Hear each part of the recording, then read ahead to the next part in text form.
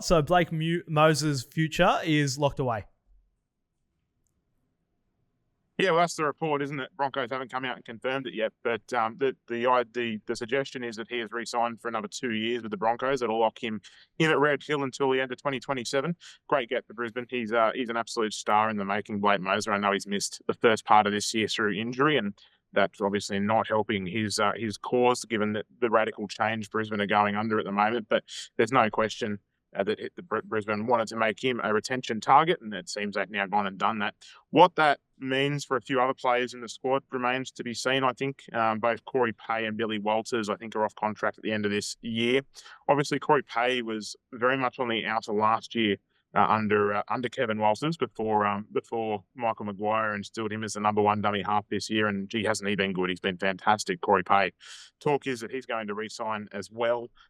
Potentially, you look at a 1-2 punch there with Mozer and Pay in the coming years. I think Billy Walters could be the odd man out. He certainly seems to have fallen down the pecking order under the coaching of Maguire this year. And so does that ultimately mean that he will leave the club at the end of the season? I think you could start to lean towards yes. But beyond that as well, just Brisbane salary cap, we know there's some issues there. Adam Reynolds obviously will free up some cap when he does hang up the boots, whether that be this year or next year, or even if he's not in Brisbane next year. That seems like it could be an option as well. But Mozer is certainly on an upgrade. They've got some big deals floating around. Payne Haas is about to start negotiating his next deal. Patrick Carrigan's obviously locked in long-term. Reece Walsh is locked in long-term, and they're trying to do deals at the moment for Selwyn Cobbo and Katoni Staggs as well. So while Mozer was a retention target, it's just hard to understand exactly what it means for Brisbane moving forward, both in hooker and in other positions, given their salary cap. Ethan, I think just a quick one, actually, before we move on from Brisbane here. I mean, we understand that Brisbane are probably going to re-sign Katoni Staggs, but negotiations for Selwyn Cobbo have been quite slow off the mark. Do you see him staying in Brisbane, or do you see him finding a new home elsewhere? Yeah, I reckon he'll stay in Brisbane.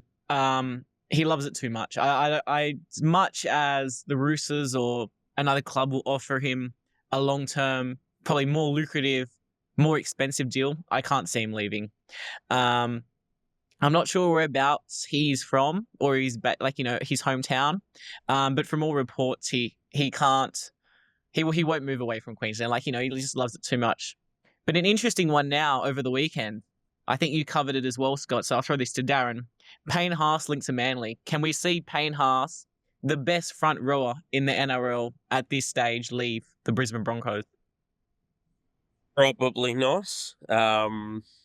Maybe, and obviously a few people are going to get linked to Manly now, but probably not. I get the feeling they'll move mountains to make sure that doesn't eventuate. But there is always a potential for Godfather deals. But yeah, my gut feel is I can't see that in the future.